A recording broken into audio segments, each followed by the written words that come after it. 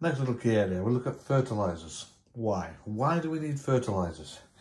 Common sense, increase in population,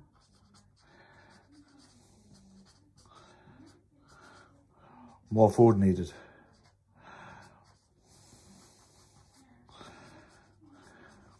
Common sense. The natural stuff. Manure. Yeah. Urine. Dead animals. And plants.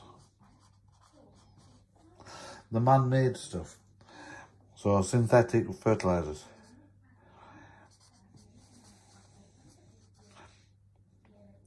Alright. And most of these are made from something called ammonia. Now fertilizers need to contain 3 chemicals.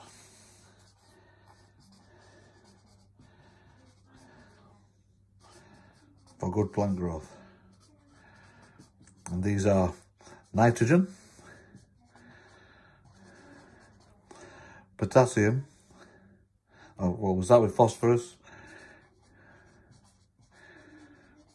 And potassium. Often down as NPK. Reason for not noting them is, in a bit we'll have a look at something, a bit of math. We have here the Haber process. The Haber process is a method of making ammonia from reacting hydrogen and nitrogen. Now hydrogen and nitrogen don't react very well. And the reaction is what's called reversible. So as soon as you make ammonia, NH3, it breaks down to give you hydrogen and nitrogen. The idea of the process is that you can continuously make small amounts, 10 to 15% of ammonia, and remove it while not losing any of the original reactants. Now the hydrogen is obtained from methane. The nitrogen is obtained from the air. These are passed into a mixer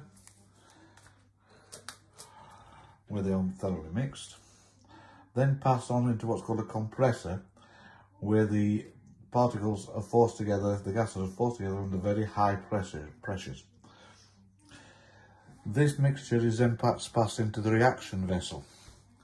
The reaction vessel has an iron catalyst, very important, and is generally at something like 200 atmospheres, so 200 times the weight of the air on your head at this point in time, and a moderately high temperature of 450 degrees. This will give, well, I say 10 to 15% reaction. More could be done at different conditions, but it becomes difficult and more expensive. This is then passed into what's called a separator. Now, ammonia becomes liquid at about -30, so that can be removed as a liquid.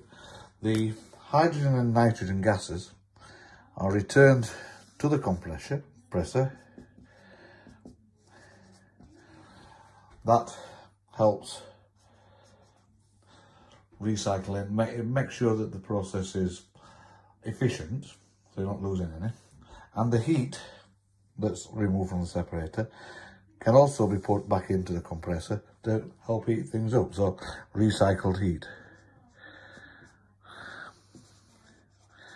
This again increases the efficiency of the process. Last little bit on fertilizers is the idea of what's called the Oswald process. Now, ammonia, as it is not really a lot of use, so it's turned into things like nitric acid and nitrates, or salts of ammonia. So this is done using what's called a platinum catalyst and gets up to about 800 degrees, and it's highly exothermic. So when the process is started, the catalyst will get to that temperature and remain there of its own accord and generates its own heat.